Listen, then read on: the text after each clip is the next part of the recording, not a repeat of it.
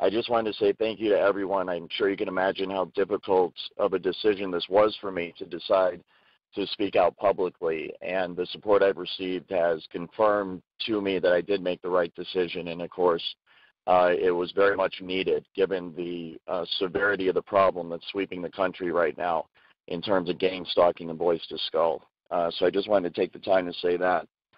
Yeah, I began working at SIS. Actually, I have friends and family members who are military and military intelligence, and through them, I had always heard, job opportunities. I thought about joining the Marines when I was younger, when I was 18. I'm 39 now, so over the years, it was something I had always thought about. And of course, after 9/11, so many jobs were created in the defense industries, homeland security, and what a lot of people don't know about is within private security, domestically within the United States. It's a booming industry. It's one of the fastest growing sectors of our economy, as generally our society is being militarized, and generally that militarization is being privatized. And as a result, what you have is many, many corporations in the United States of America and private companies that are getting a lot of money from investors under the table to begin to set up what I describe as a security apparatus around and within the United States of America.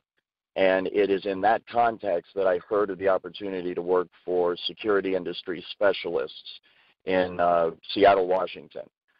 They're a private security company that is headquartered in Culver City, California.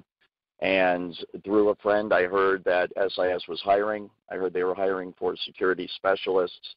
And given my background in education, which is actually anthropology and sociology, most people don't see how those two connect, but by studying human beings, you can really do well within the intelligence industry and within the security industry, because it is all about learning how to deal with and talk to and communicate with, and ultimately, from our perspective, secure human beings.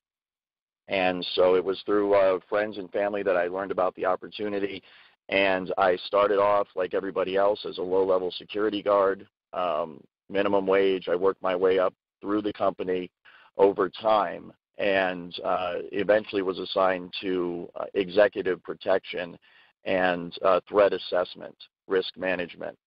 And just to tell you a little bit about that, what my official duties was to secure personnel, data, and property of VIPs that our company is hired to protect. So there's a whole lot of training that goes into that, and I became a security specialist for SIS, specializing in executive protection, also risk and threat assessment to our clients. Our clients are the companies or the individuals that we contract out with and provide services for. And it was in that context that I became aware of what I describe as a social engineering program and a research and development program that was being carried out by SIS and our clients in Seattle, the Amazon Corporation. And it was through moving up within the SIS hierarchy and working with more and more people as I was assigned to more and more assignments, I became aware of the existence of this program. And then little by little over time, I became aware of the extent of it. And it wasn't long before I realized how horribly out of control it was, how downright evil it was. Once I began to realize that SIS was experimenting on its own employees, my fellow security specialists, I was outraged. I later learned that my company was involved in a larger social engineering program that encompassed the entire city of Seattle.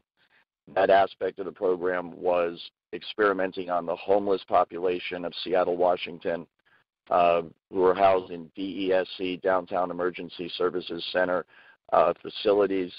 And I later learned that they were indeed experimenting with, when I say experimenting, voice to skull, hive mind, behavior modification technology that is frequency-based and directed at a targeted individual to basically control their entire person. And it was by moving up even more that I realized that this experimentation was going on against the general population of Seattle. And then just the average man and woman on the street, upper class, upper class, and even the flat-out rich were having this technology used on them without their knowledge. As more and more information and details of the program became were made known to me, I became more and more outraged by it. And I spent a long time, because I had many friends within the security company. A lot of these people are great people.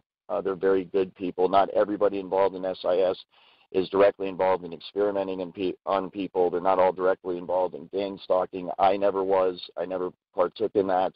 But I did partake in training that deals with tactics and protocols that are used normally for surveillance and counter-surveillance, but within that is all of the information and the know-how that you need to be able to gang stalk, and that is in fact what they are doing.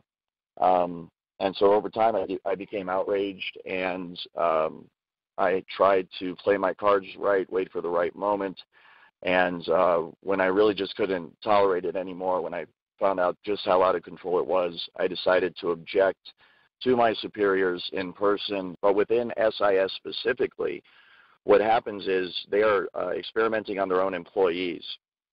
So it's a long story. I'll try to get through it quick. But basically, people are selected from all over the country. We're talking other cities all over America. They are selected for many different reasons. Often it is because they are isolated. They don't have a lot of money, friends, or family. And they also tend to be people that are highly, highly intelligent. The aspects of this technology that they're interested in improving upon have to do with cognitive processes, processing information, and as a result, they want highly intelligent people to be targets of this program. They also tend to target people who are into what I would call alternative research, commonly called maybe conspiracy theories, people that disagree with the government, people that are into researching things like 9/11.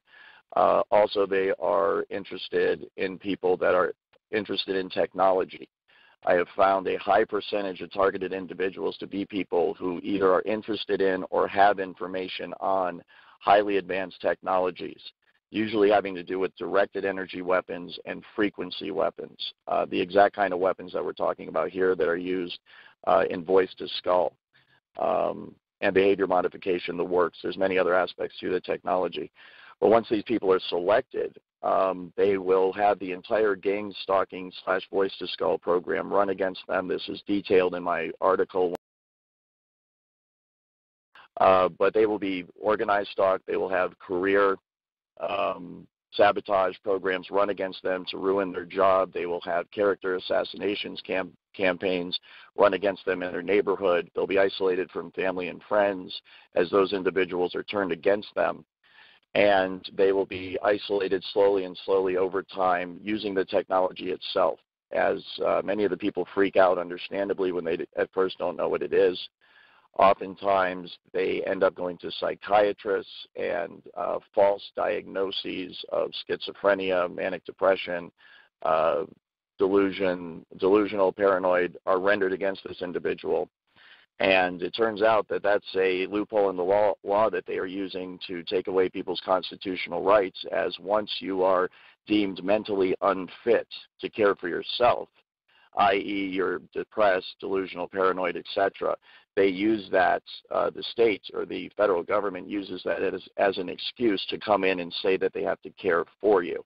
So I would warn all targeted individuals out there, please do not go to psychiatrists and allow them to render a diagnosis against you, because that is a dirty trick they are using to take away the rights of people all over the country. That's a great question. I do not have direct knowledge of that personally in terms of an individual, how they are selected. What I can speak to intelligently, though, is that each individual fits the general profile that I'm describing. So they're highly intelligent. They are able to be isolated by whatever means. They normally have some sort of what I would describe as a free mind. They're people that aren't, part of the crowd, so to speak, in the way that they think. they're outsiders, they're what the government would call dissidents or revolutionaries or people that may be a problem. Some TIs have said that this kind of profile that all TIs fits is empowered individuals, and I would definitely agree with that. But I cannot speak to how they actually identify an individual person. I think the general profile that I'm describing that fits the targets of this program is something that is generated high up within the program. We're talking at the federal government level. We're talking at the highest levels of this social engineering program where scientists from all over the country and all over the world, they're looking at someone's genetics, they're looking at someone's cognitive abilities, they're looking at someone's genes, they're looking at someone's DNA, they're looking at people's social situation, they're looking at people's career. I've been very surprised that so many PhDs are actually targets of this program, and they're usually PhDs that have gone against the grain in terms of what academia normally teaches, usually within the fields of science and technology. And the reason for this is because people running the program want to cover up certain technologies and certain aspects of science that can lead through to tremendous breakthroughs. These highest levels of science and technology are the sole purview of classified sectors of our government and military, and as a result, it is not, the opinion is that the American people do not have the right to this information and is in the national security interest of our country to keep it classified. And so that is the answer to your question. What I will do, though, is take this opportunity to distinguish really quickly between the larger phenomenon of TIs that is usually a person in America that's being targeted by the technology and is being gang-stalked by members of their community, and the specific program that I am whistleblowing on. The specific program I am whistleblowing on involves the actual abduction of TIs from around America. They're put on a Greyhound bus and they are shipped to Seattle, where they are made homeless. They live in one of the homeless shelters where they are housed and experimented on with voice-to-skull technology, and then they are funneled into SIS to work as low-level security guards, where they are experimented on even more. So that is a specific program, and that's what I detail in my blog and my website. But because I am familiar with that program that utilizes the same tactics of gang stalking and the use of this technology against individuals, my knowledge on that program applies to what all TIs are going through. It's the exact same technology, and it's the exact same gang stalking tactics that are used against them.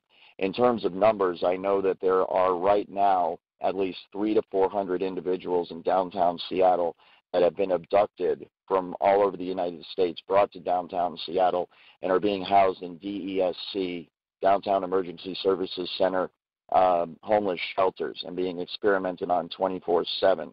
The numbers of SIS employees that have been experimented on, to my knowledge, is in the dozens.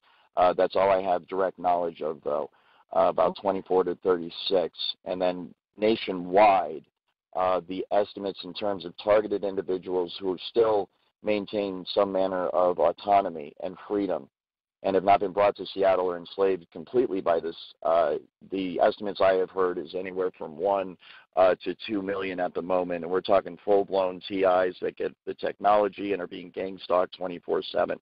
Those are the estimates that I'm familiar with. This is discussed very much in the open within SIS and with some of the liaison contacts that I had with DESC, Amazon, and then also members of the military that are in a civilian capacity. One thing you have to understand is that within the security business, most of the people working there are ex-military and ex-intelligence operatives. And many of them, in fact, are still active intelligence operatives and have simply been reassigned to domestic duty to work with a private security company, specifically for the purposes of carrying out this highly illegal program that's being run against TIs all over America. So full-blown TIs, what I would call people that are getting the voice-to-skull, the frequency, and the organized stalking, I have heard is between 1 and 2 million, and that could be completely off. But one of the things I'm concerned about is the technology as it's being researched and developed in Seattle utilizes emotion manipulation and behavior manipulation without the gang stalking and without the voice to skull aspects. And so this use of the technology can be done very covertly to the point where the person it's being used against will not know that this technology is being used against them. And that is one of my main concerns and one of the reasons why I want to bring more light to this technology and to this issue, because this technology could potentially be being used against tens to hundreds of millions of Americans every day. I've mentioned in some of my podcasts how there are field effects where they will not direct this technology at an individual, but create a general field of frequency in a geographical area so that everybody that within that geographical area is feeling the effects of the technology. It's more of a general application of the technology instead of an individual specific application of the technology. But when you consider that use of it and the fact that it is used for emotion and thought and behavior modification, then we could potentially be looking at many, many millions of people across the country that are under the influence of the technology today, right now. The area of the geographical areas that I'm familiar with are limited to the size of maybe a downtown area of a city, so that the frequency that's being emitted by the device will have an effect on a geographical location, let's say downtown Seattle. And so what they can do is within this general field, they can broadcast a frequency that affects human beings within that frequency field and can induce a general mood of, let's say, happiness or sadness, anger, agitation, peacefulness. And in this way, they can have an overall effect in the city. And I have seen this done, and it is remarkable how effective it is, because you will walk down the street of Seattle and literally see people all in a bad mood, all at the same time, and they do not know each other. And then you go over a block or two to a different office building, and you walk in, and the exact same thing's going on there. It's very, very concerning.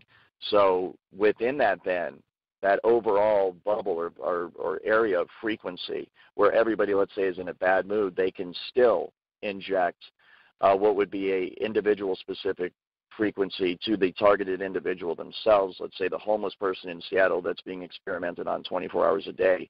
So they will be under the influence of the general agitated mood or bad mood that everybody else is in, and then they can more further be manipulated by the frequency that's being directed solely at them.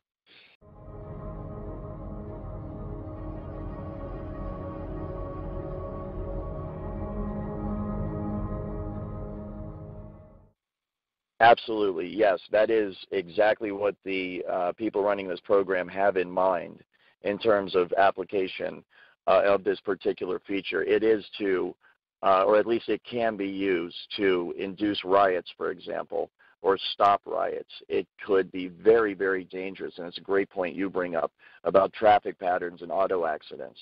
I mean, this is messing with the innermost part of human beings, their emotions. And so you can imagine how irresponsible it is to actually manipulate someone into being in a bad mood, and manipulate everybody in town into being in a bad mood. And then they get in their cars and they drive around where their own safety and other people's safety is at risk. It's a huge, huge problem. And you can imagine the applications of this if anyone ever wanted to start a riot, if anyone ever wanted to increase the crime rate. And then, of course, you know, you can use it for the exact same opposite. You can use it to decrease the crime rate by making everyone passive. And that could have nefarious applications as well. If you want people to be passive and not pay attention and not take action, it can be used for that as well. So, yes, the mind is boggled by the possibilities in terms of what this could be used for. The radio frequencies, microwave signals, the entire spectrum of radio frequencies can be used within a certain range to produce all sorts of different effects. So the way it works is a device broadcasts a radio frequency, let's say at an individual, and that radio frequency will hook up with the resonant frequency of the individual's mind or body, or in this case, DNA. And what happens is once the resonant frequency is found in the targeted individual, and the broadcast frequency matches up with that resonant frequency, those two frequencies interlock, and they can be thought of as one frequency or one energy. And what happens is between the broadcast frequency and the individual that's receiving the broadcast frequency, once it's resonating, once they are resonating together, a super highway of frequency along which information can be sent is created. And so you can think of it just like fiber optic cables that you use to send signals over the internet that connect people to the internet. It's the exact same thing, only a wireless application of that. And so once you have connected the targeted individual with the frequency and they resonate together, then you have a perfect avenue upon which to send and receive information back and forth. And that's exactly how they manipulate someone's thoughts. They send voices into someone's head. They manipulate their emotions. They manipulate their behavior. And then that's also how they receive back from the individual in real time the vital signs, the emotions, the thoughts, what the person's seeing, what the person's hearing. And then all that information, of course, is rendered on a computer elsewhere via software, and it can be monitored and tracked in real time. It can literally stop your own thoughts from happening and replace them with other thoughts by sending thoughts to your head. And it's so sophisticated that you cannot tell where these thoughts are coming from. There's no way to discern that they are coming from somewhere other than your own mind. So you can imagine how bad this would be for people that don't even realize this technology exists, and they're having these thoughts which they think are spontaneous because being under the influence of this technology now, kind of having been on both sides of it, I am just amazed at the way it works. And I know that the thoughts that they beam into your head originate from the exact same place in your mind that your own natural thoughts originate from. So if I didn't know I was under the influence of this technology, then I would have no idea that anyone was influencing my thoughts at all. And that's exactly what it can be used for. It can be used to sway people in terms of their opinion, to make them go along with a certain agenda.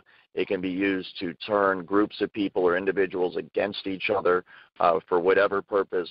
And actually, this exact same technology can be used to not only influence the thoughts of someone, but also the voice box of someone. And it came to mind because you mentioned a politician. I heard that they actually used this on George Bush Jr. once, George W. Bush, when he was giving a speech because he could not remember his lines. I have sent you a comprehensive energy plan to devastate communities, kill wildlife, and burn away millions of acres of treasured forests. Chabad save lives. This is the type of thing that could be used to give a politician the words that they need to say. I am a Zionist. You don't have to be a Jew to be a Zionist. So that they will come across and deliver the message in the way someone else wants them to deliver the message. So messing with people's thoughts is really, really concerning, and it is so advanced now that they can do it without people even realizing it's being done. And the thing that shocked me about it is it's not being done, in a secret military base somewhere, and it's not being done in a controlled environment where people are being kept safe and separate. The test subjects are kept separate from the general public so that nobody gets hurt. The entire city of Seattle has been turned into a massive proving ground for this technology, and it's being done right out in the streets. It's being used against people that are driving. It's being used against people that are trying to live in a city environment with the congestion and all the other people around that you have in that environment. And so the potential for accidents and things to get out of control and for people to get seriously hurt and indeed be killed by this is real, and it's happening all the time. And I think it just shows just how not only out of control this program is, but how completely unchecked the research and development aspect of our national security structure has become. They are completely immune to any oversight, to any consequences, to anything they're doing. And I just could not believe that this research and development part of this program was so advanced and was so widespread, and it was so out in the open in places like Seattle. And I encourage anyone that's in Seattle, please do go there, or that's near Seattle. Take a trip there and spend a week, on vacation. If you got the money to do it, I would recommend it, and visit DESC and visit SIS at 1415 Western Avenue, Seattle, Washington. Visit Amazon. Visit the Apollo, Nessie, Bigfoot, Cricket buildings. Visit these places and begin to look around and observe, and especially if you're a TI that knows the symptoms of the technology because you're an expert in it, because it's being used on you. You know just as much as I do. Well, maybe not the version that I'm aware of being used in Seattle, but you're getting a version of it, so you know what to look for. Go there and watch the homeless people. Watch their behavior. Look at their teeth, as all the people have one of the effects, I'm sorry to say, for TIs out there is this technology will actually radiate the teeth right out of your mouth prematurely. And I know in Seattle and elsewhere, people are in their 30s, that brush and floss every single day, that are having their teeth just fall out, sometimes whole. They're swallowing them in their sleep. They're choking on them. I mean, this has devastating effects on the physiology of the human being. But go down there and look. The signs are everywhere, and you will be fascinated, and your mind will be blown at just how out in the open it is. But I'm sorry, in terms of other places, I am aware of Aurora, Colorado. When I decided to blow the whistle and this technology was turned against me, a massive organized stalking effort was launched against me. And due to my training, I recognize the tactics that are used by these individuals, and it is high up. There is a military intelligence aspect of it. And I won't go into that any further, other than to say that the people who are after me, who are monitoring me, are very, very good at what they do. They're the best in the world, and it's one of the things that has kept me so busy, and I've been so unable to really tend to anything else in my life. Even getting the word out is because I'm fending these people off and fighting back against them 24 hours a day. But I eventually ended up in Aurora, Colorado, right next to Buckley Air Force Base. And it turns out that this town as well is a major hub for this social engineering program. Aurora, Colorado is a town that has a large percentage of military personnel that live here. The adjacent base, also intelligence, families live here as well. When they're assigned overseas, this is where they would live when they're back on the home front domestically. And you can tell that this technology is being used on the people of Aurora, Colorado, many of whom serve in the military. And as I mentioned before, it's not only the general population of Seattle, the homeless and TIs, but this technology is being used against military families, people who proudly and bravely serve their country and sacrifice everything so that you and I can be free, or at least we were able to be free before this technology started being used against us. Exactly. Yeah. So it's here as well, and there are some other cities. It seems to be adjacent to military bases. I've heard this from a lot of people, and I've noticed it as well. If you have a massive Air Force base near you, Navy as well on the coast, there's a good chance that some aspects of this program are being run at the adjacent military base and is being used on the towns and the people around that base. And I was not aware either of just how widespread the security industry was in terms of its numbers and in terms of its power within the United States of America. You're absolutely correct. And it's a great point you make. 1 million personnel. I mean, just think of that in terms of standing armies. Look up some of the numbers on active military personnel in countries like Russia and China and the United States, the European Union, and you'll start to understand just how many, 1 million people are, and what can be done with that type of manpower in a situation like this domestically.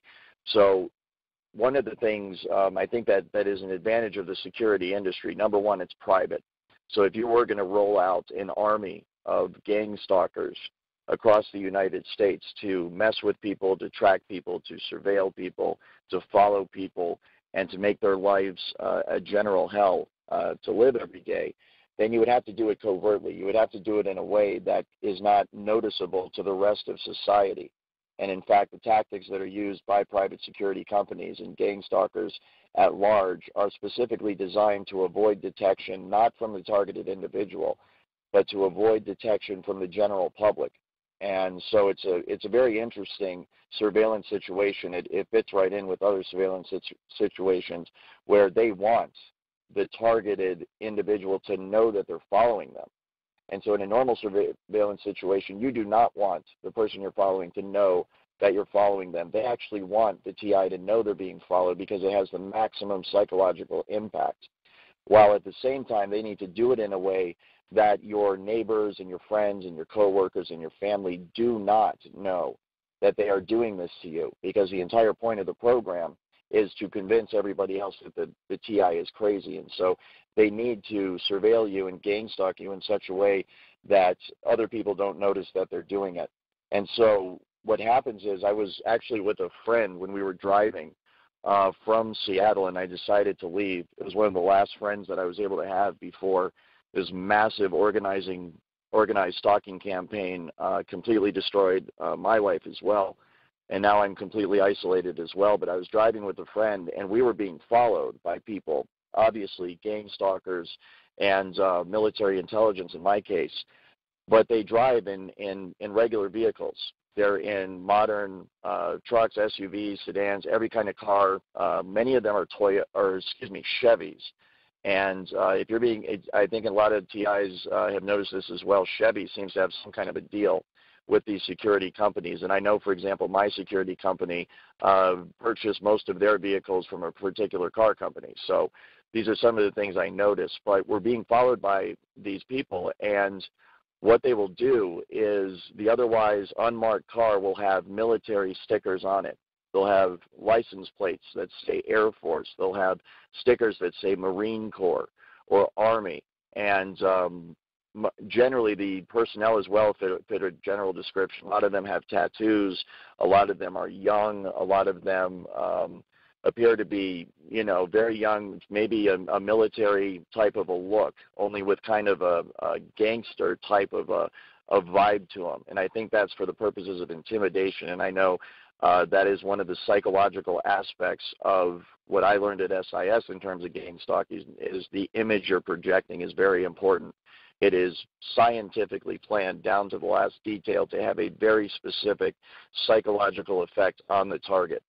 But anyway, we're driving and we see all these cars around us, and they all have military and Marine Corps, Air Force, and my friend said, is that the Air Force following us? Is that the Marine Corps following us? Are these people, military?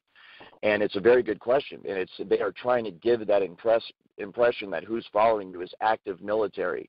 And, of course, that's not the case at all. They are private security contractors, or they are at least intelligence operatives that are operating domestically under the cover of being a private security contractor. And the reason they put those stickers there is to give the impression they're military.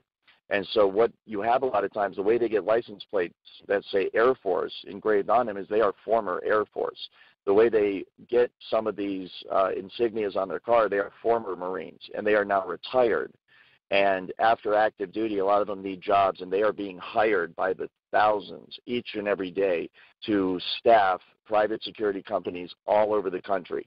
And private security companies and private investigators, what they do is they investigate, they surveil, they follow, and they carry out covert intelligence and investigative operations domestically in a way that can't be protected. It's the perfect way to carry out gang stalking operations against TIs.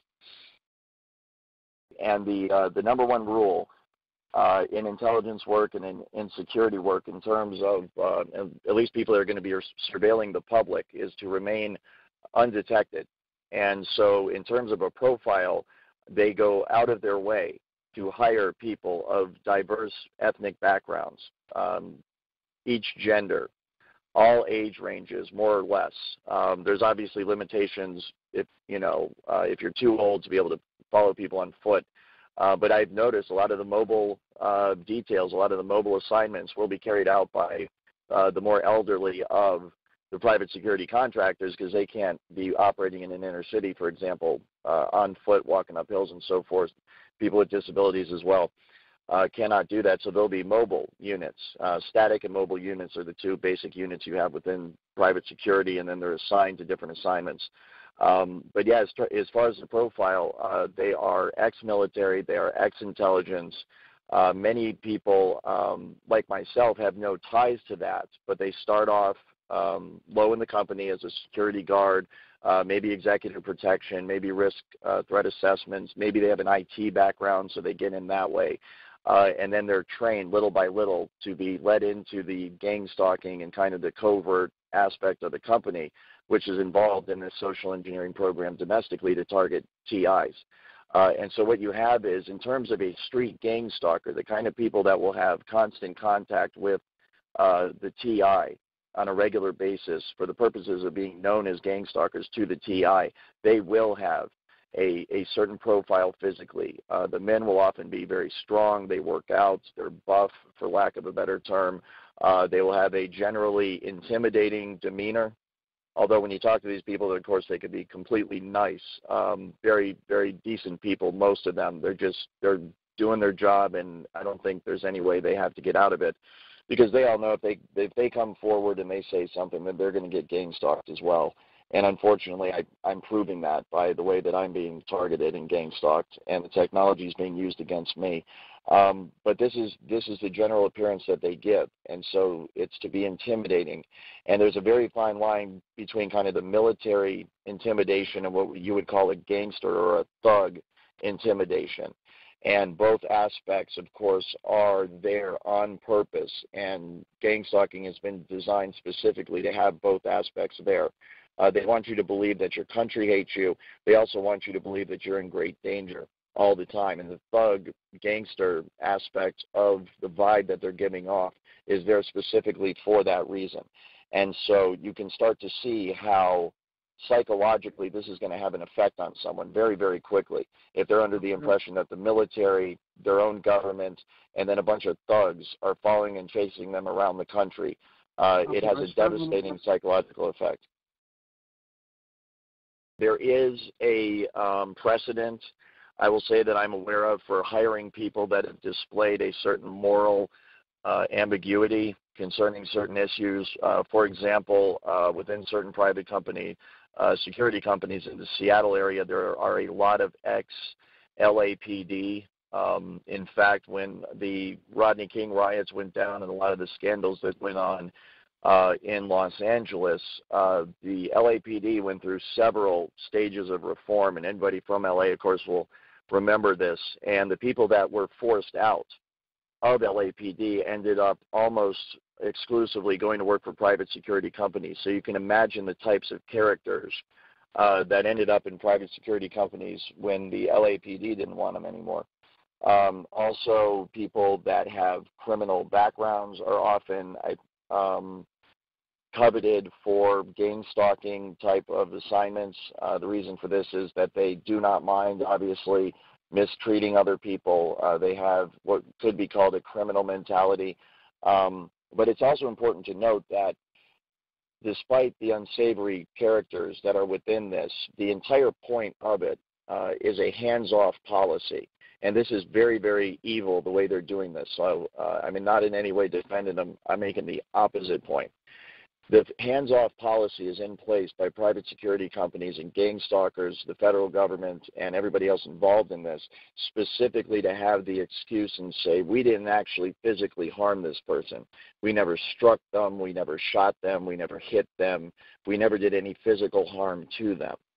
So everything that's done by this program is meant to have a psychological effect, and the psychological effect is meant to complement the effect that the technology is having on the individual, so that they are brought to a place in their life where they're isolated, they're broke, they're unemployed, they have no family, they have no friends, and nobody in the general public can track or trace anything that's being done to them because the technology is remote and it's wireless, and there's usually no physical signs left on the individual that anything is being done to them.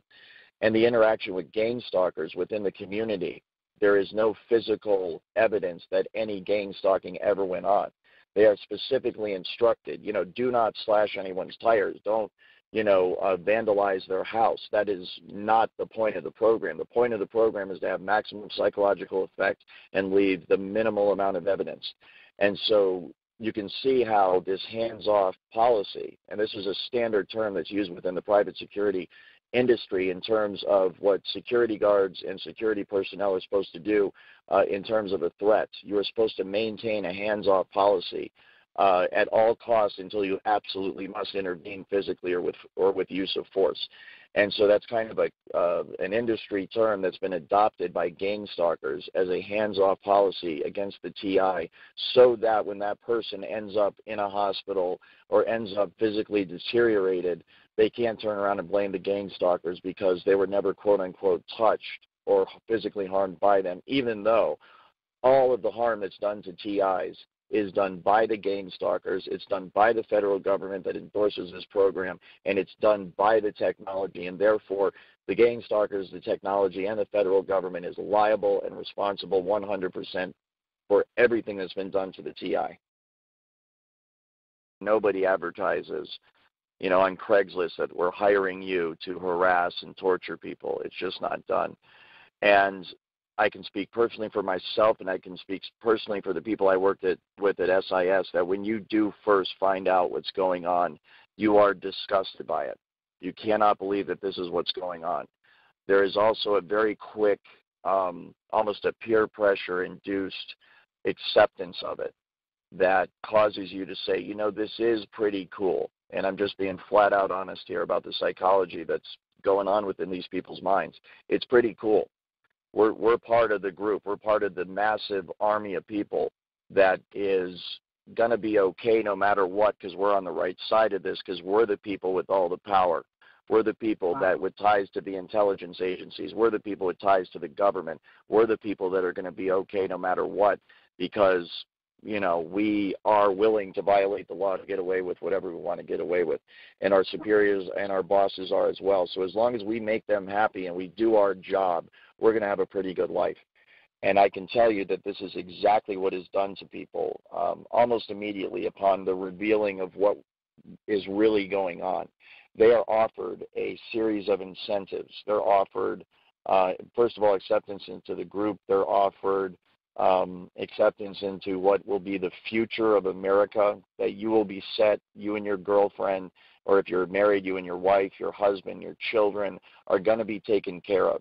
You're going to make a lot of money. You're going to have brand new cars every couple of years. Your kids are going to go to the best schools, and you are going to be connected, for lack of a better term. And at this point, it really does take on almost an organized crime feel to it, because what you're dealing with are people that are pleasing their boss in order to do something that is absolutely illegal. They're monitoring and harassing and torturing, and sometimes leading to the death of American citizens. They're violating their civil rights. They're violating their human rights. They're violating basic human decency. This is horrible stuff that's being done to people. And so you have to understand the psychological aspect that goes into convincing gang stalkers and people that are part of the program to do what they're doing. It is in fact, the psychological operation that is run against gang stalkers themselves and people that participate in the program is just as advanced, if not more so, than the psychological program that is run against TIs. It absolutely is. And so what you have is this very intense psychological program that's run. In fact, one of the things that I'm not sure people are aware of, but I'm trying to cover this on my site because I have direct knowledge of it, hive minds, voice to skull, emotion manipulation behavior, modification technology is being used against the gang stalkers themselves and against people in the program. And it is being used to assist them in doing their job, specifically to take away their conscience, specifically to take away their empathy and their sympathy for the individual, for the targeted individual, so that they don't feel bad, so that they don't feel guilty about what they're doing. They are many times intelligence agents and soldiers are trained to get the empathy and the sympathy out of their system, because you're going to be asked to kill someone for us. You're going to have to go on the battlefield and shoot someone, and you're going to shoot them just because we tell you to shoot them. And so a lot of the stuff that goes on in basic training and in terms of training intelligence operatives is designed specifically to make sure that people will pull the trigger when they need to. And stuff like human decency and love and compassion and empathy and sympathy and caring for your fellow human being does not enter into the decision-making process. And so the exact same thing is done within the program. within the Voice to Skull gang stalking program. And it is done not only by peer pressure and direct training, it is also handled by the technology that can manipulate the people's emotions to turn off empathy and sympathy and love and care and compassion, and to turn on what I call almost a mercenary hired gunman mentality. And the reward for going along with this is you get to be part of the social group. Look at the TI and how isolated they are. Look at how horrible their life is. Look at how sad it is. And every time I think about it, I start to choke up. It's so overwhelming. My heart just naturally goes out to these people, and I want to help them. But when you're the gang stalker under the influence of this technology and the influence of the peer pressure and everything else, you don't feel that. And if you do, the technology is going to take it right out of your system. But look at the TI, how isolated they are. You're not going to be isolated like that because you're one of us. These are your people. Look around at all the other gang stalkers. Look around at the military and the intelligence services of the United States of America. Look at the local and state police. Look at the social workers. These are our people. You can date any one of these women that you want. You can date any one of these men that you want. Heck, we'll help you hook up. You can come and party with us and go out to dinner and do all the things that people do together. And that TI can't. That TI can't because of X, Y, and Z. That TI can't because he's on the wrong side of this. You're very, very lucky to be on the right side, and don't you ever do anything to mess it up, because you will end up right where that TI is. You're not going to be one of us anymore. You're going to be isolated. You're going to be gang stalked. You're going to be tortured 24 hours a day by the most horrific technology ever conceived by the mind of man, and you are going to die, grow old, and die alone. And unfortunately, now that I'm saying that, I have this self-realization moment. I mean, that's exactly what's happening with me. And I can totally and completely understand how that is a very, very effective strategy to get people to go along with being a gang stalker and to help cover up this program. The entire point of this social engineering program that has been researched and developed for decades now, the full intent within the program, everything that's planned going forward, the day-to-day attitude of all the people, is that this program is going to be rolled out nationwide, and it will become the norm. Every man, woman, and child in America will be under the influence of this technology. Every man, woman, and child in America will be one decision away from having gang stalkers turned against them. And the people making these decisions, of course, are not answerable to the American people. They were not elected.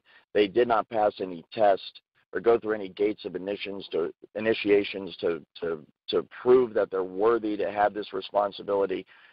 They just make the decision, and you're a TI, and that's it.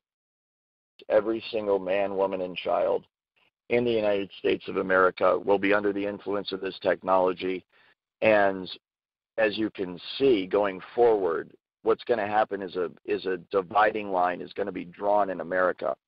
And it's not going to be Democrat or Republican or black and white, rich, poor, Jew, Gentile, religious differences, whatever it is. It's going to be based on who is on the right and the wrong side of this technology, who is on the right and the wrong side of this program. And so if you are not a part of this program, then there is a very real risk that you are going to become a full-blown 24/7 targeted individual. And this technology at that point, when it is nationwide, will be used by automated supercomputer software programming that will manipulate the emotions and the behavior and the thoughts of everybody in the United States of America. And it can all be done remotely. It's very much like the microchip kind of tracking the New World Order, this entire, control grid that's supposed to be rolled out against the American people someday. And I'm here to tell you that it's already here. There isn't going to come a day where there's troops in the streets and tanks rolling down your neighborhood and riot gear and all this stuff. We might have isolated incidents like that. It might get like that every once in a while, but the true control grid is this technology, voice-to-skull, hive mind, behavior manipulation technology, and it can all be done remotely. It can be done simply by targeting you with the frequency, locking into the resonant frequency of your DNA and your mind, and in that manner completely track and trace and control you 24 hours a day. And so the dividing line is going to be between people on one side of this technology and people on the other. And so if you are a gang stalker right now, if you're in the private security industry, if you're in the military, intelligence, local state police, community watch groups, what have you, the reason so many people are joining into this, the reason so many people end up on that side of the fence is because it is the only game in town. There is one side, and you're either with us or you're against us. And so going forward, you know, that's exactly what I had to think about when I decided to make this decision. That is exactly what went through my mind, and that's why it took me so long to decide what to do about this, because, you know, it is, you are marking yourself. You are standing up and saying, hey, everybody, look at me. I don't like you. I don't like your program, and I'm going to do everything I can to get it shut down. And I was fully aware the entire time that I was, you know, thinking about doing that, exactly what was going to happen to me. They were going to torture me. They were going to destroy all my relationships with friends and family, and I was never going to be able to make a living again. And in my mind, it just came down to the victims. It came down to targeted individuals all over America who are suffering every single day, who are crying out for help, who are curled up in a ball in the corner in their bedroom in horrible physical pain and horrible emotional pain, and nobody will help them. Everybody calls them crazy. Everybody says, you know, there's something wrong with them. Friends and family abandon them. Their relationships with their significant others are ruined. Their kids are taken away from them. And the homeless people in Seattle are now homeless. Some of the most brilliant men and women I've ever known in my life, as I got to know them, are now homeless, and they have no way to get out because the DESC is specifically making sure, going out of their way to make sure they can't get jobs and they can't find homes. So if a gang stalker wants to think about coming forward, this is the decision that they face. But, you know, are you willing to risk everything to try to save this country, to try to save the individual out there who's on the receiving end of this program and is suffering and needs our help? And I'm hoping that by me coming forward and doing the best I can and for surviving as long as I can, I will inspire other insiders and give them the courage and the hope they need to make that decision as well, and see if we can't start making some progress against this thing. What is going on in America today is exactly what you just said. Some people are being recruited into this program, and some people are becoming the target of this matrix system of technological and signal intelligence and human intelligence control of the individual and of society. And that is exactly what goes on within not only the private security industry, but the program as a whole in Seattle, and what was done to me after I decided to come forward. The choice is very clear. You're either with us or you're against us. And all of the resources that they cut you off from when you're a TI, like I am now as a whistleblower, the jobs that you can't get, the coworkers that you can't make friends with, the relationships you can't have with people, all of that you cannot have is exactly what the gang stalkers are being promised if they join. That's everything you can have and more. We're going to give you money. We're going to give you access to the finest women and the best drugs and the best connections and the best jobs and the best life that you can possibly imagine. You made it, and this is your ticket to the top, and you're going to come to the top with us. This is exactly what these people are being told. It is exactly why this seemingly inexplicable behavior by our fellow human beings, this is why it's happening, because they are being promised the sun, the moon, and the stars. They are being promised the opportunity to be a part of history, to be a part of the ruling class, to be a part of a system that is not defined by appearance of camo and military machine guns and the American flag and God bless America and all the stuff that you associate with power in America. These are people that look exactly like you and me. These are people that are wearing their hats backwards and baggy jeans. They're people that are dressed in modern attire. They're people that rock the modern vernacular and slang. These are people that go to the same bars and clubs that we do. These are the people that go to the same schools that we do. These are the people that watch the exact same videos on the internet that we do. They are like us in every single way. They are Americans first and foremost. And because the nature of this program is so covert, that cover must be maintained at all costs. And so this is why you see kind of this profile of the people that are targeting you. They do not fit one particular profile. If you're in corporate America right now, I guarantee you're going to get corporate gang stalkers. And that is the whole point of it, that they have people in all levels of society, all ethnicities and socioeconomic backgrounds, and they can activate them one by one and group by group wherever you are in the country. And unfortunately, if you're on the wrong side of that, you have access to none of those resources, and you are looked at as an outcast and an outsider and someone that just can't be part of it. Okay. There's a few questions that I have. These people that are doing this, the gang stalking, they're doing it on the pretense of that we're criminals, correct? Correct. Really quickly, yes, that is the premise that they use to assassinate your character amongst gang stalkers. Usually there's no actual crime that's been committed, so you're not in fact criminals, but yes, that is the lie that's told. Well, no, I know I'm not a criminal, but that's how they get them to do what they're doing. Correct, yes. Normally there is part of the character assassination campaign that's run. There are lies, there are rumors that are spread about the targeted individual. And so in relation to the TI, all sorts of stuff is said about them. In every case, it's never true. So I can testify as a gang stalker on that side of it that all of the gang stalkers know it's not true. But it is used to generally degrade the character of the TI so that they're looked at, in general as a scumbag. You're absolutely right. Okay. All right. And is there a production team that is in charge of that? Absolutely, yeah. There is a command and control structure that is in charge of normally a targeted individual. So any elements of the program that need to be run in relation to that TI will be coordinated by a supervisor. And the supervisor will work with people that are in control of the technology on one side and then the organized stalking or the street theater on the other side. So you do have a very stringent command and control structure. The one that I was a part of course, involved SIS and SIS exclusively. But I have heard from others in general knowledge of the program that's being run around, this could involve people in local and state police as well as what I would call intelligence operatives or assets. They are private corporations that do stuff like talent agencies, recognizing talent, logistics specialists, technology specialists, and then coordination specialists.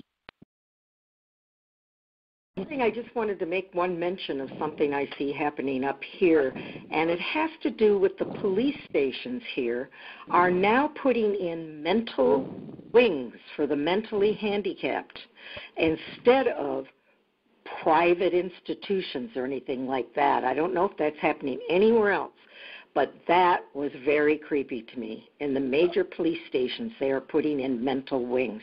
So they will be in charge, more or less, is what I'm saying. I hadn't heard that. That's very scary. The question I wanted to ask is with the DNA, when you have somebody's DNA, you can then realize the tendencies they have towards certain diseases. With this knowledge, do you have any idea whether they're planning or already are, how do I want to say this, stirring up that particular tendency and creating that particular disease in that person? Well, thank you. That was a great question, and thank you for the info concerning the mental wings and the police scary. station. Absolutely, because that is exactly the pretext that they use a lot of times to get the excuse to target individuals is, obviously coming up with a false psychological diagnosis. So thank you for that. The DNA... That's where I live. That's where it's happening. Okay, great. Thank you. As far as the DNA goes, in principle, in theory, what you're saying is absolutely correct.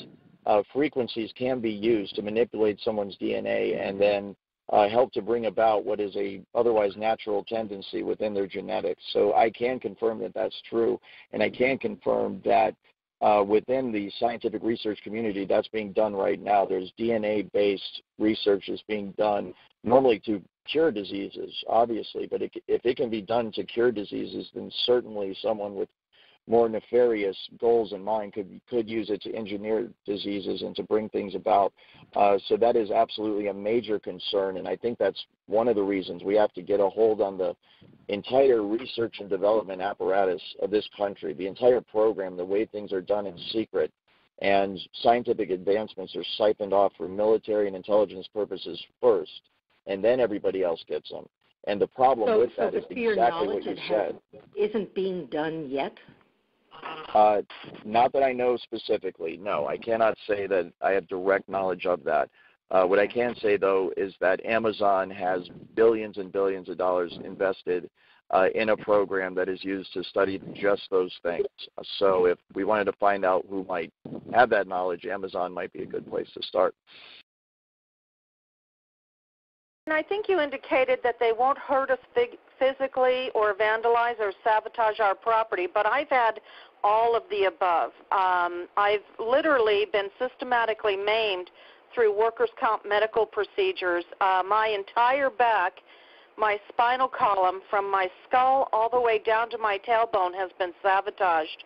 I was, in fact, at a third lumbar ESI procedure, I was brutally forced under anesthesia, screaming for the doctor to stop, and when I woke up, my entire back had been maimed, and muscles were pulled off my back.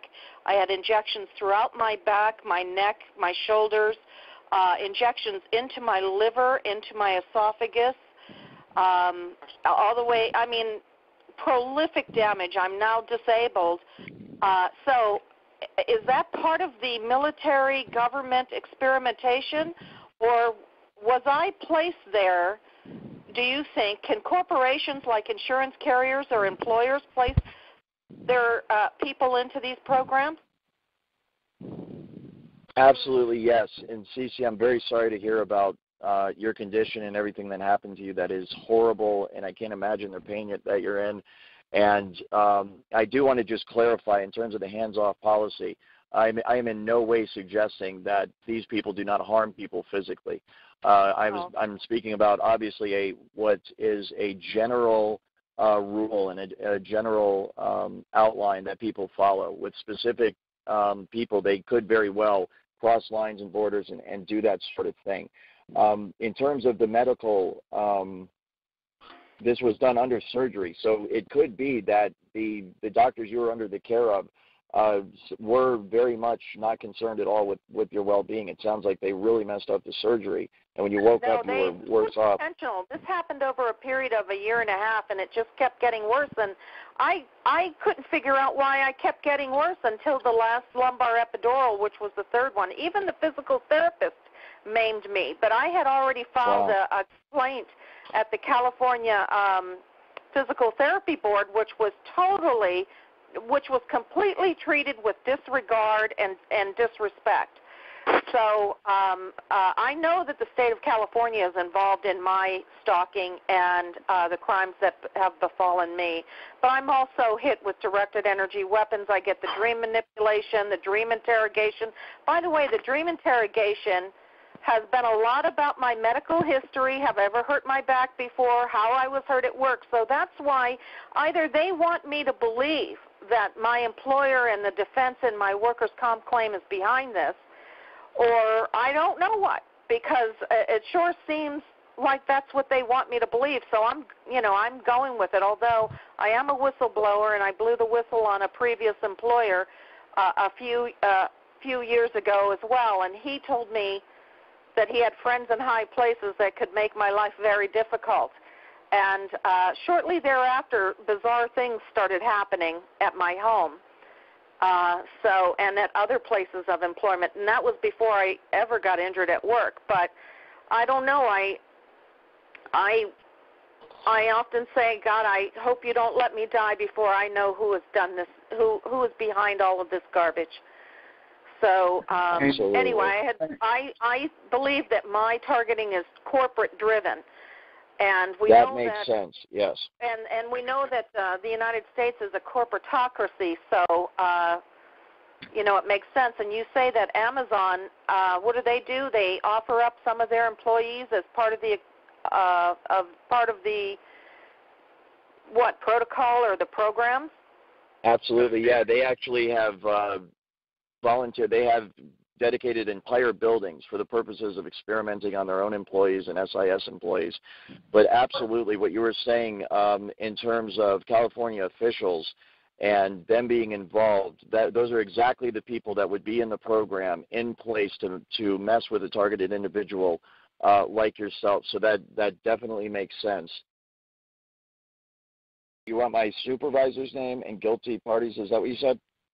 Yeah, your supervisor. Yeah, there are most of these names are actually available, but I will go ahead and name some of the people in SIS.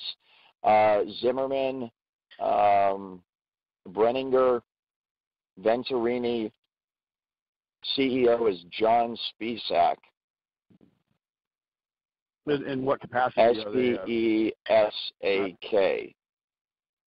S-P-E-S-A-K, John Spisak.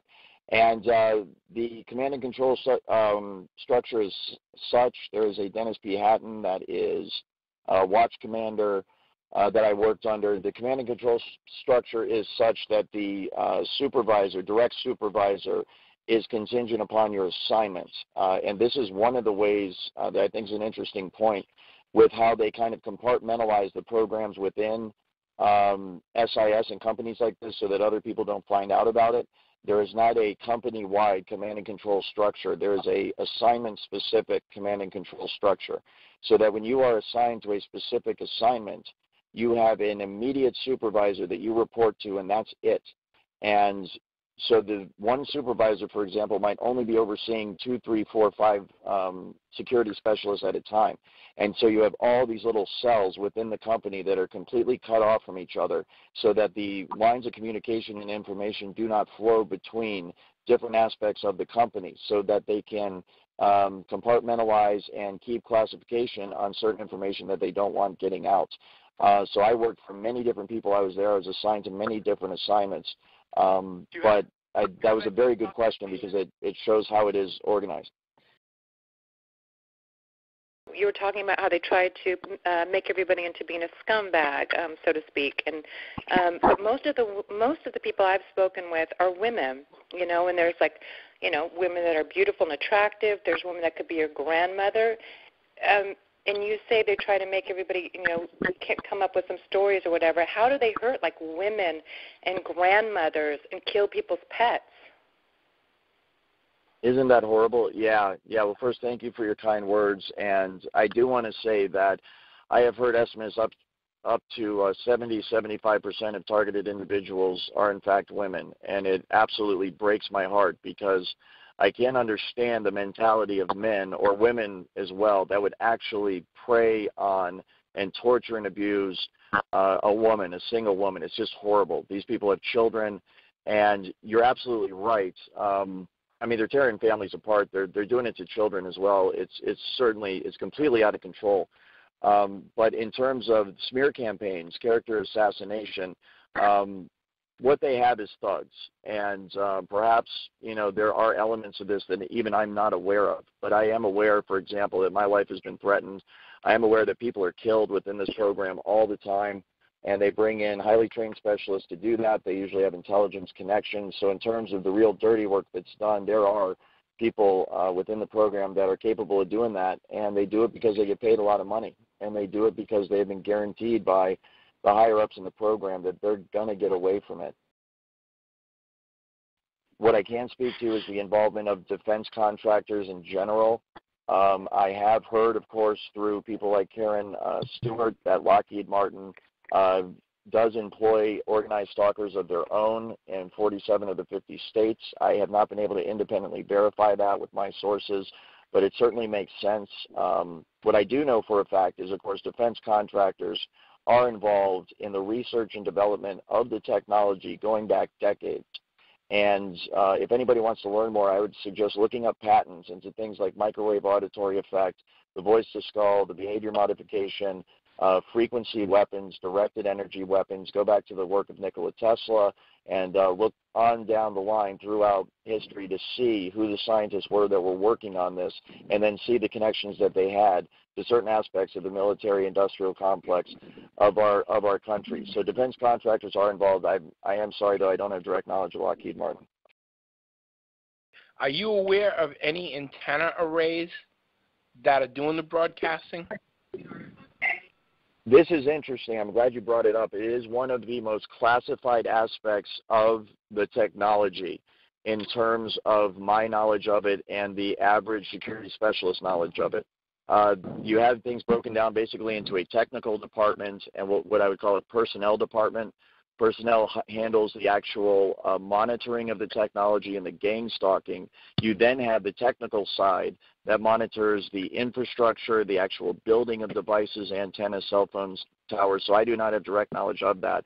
But I do know that it does utilize antennas, radar, and cell phone towers. And I think radar, I know for a fact, is being used for military bases. I know some of the antennas are being camouflage within buildings, other structures. They have entire walls and structures built around them just to hide the existence of the antenna. So you can see the effort that goes into covering up the locations of them. And as a result, they're the most classified part of the program, and I do not know any specifics on that other than they're out there and they are everywhere already all over the United States because this system is operational countrywide. You mentioned that the artificial telepathy people are connected to HiveMind. With remote neural monitoring, that's what we call the process of them hearing our thoughts and looking through our eyes. I want to know what you call it, and my last question is, do you have any documents that you could put online regarding this program that we could all access? Absolutely. Yeah, thank you, Alec. Remote neural monitoring, in terms of the terms that I call it, much of it is slang derived from security industry specialists, so it's kind of like a street-level slang that we use for it. HiveMind, voice-to-skull, remote neural monitoring. There's some rather coarse terms that we use as well that are very descriptive but not very scientific. But the remote neural monitoring is one that is, I think, the main feature of it.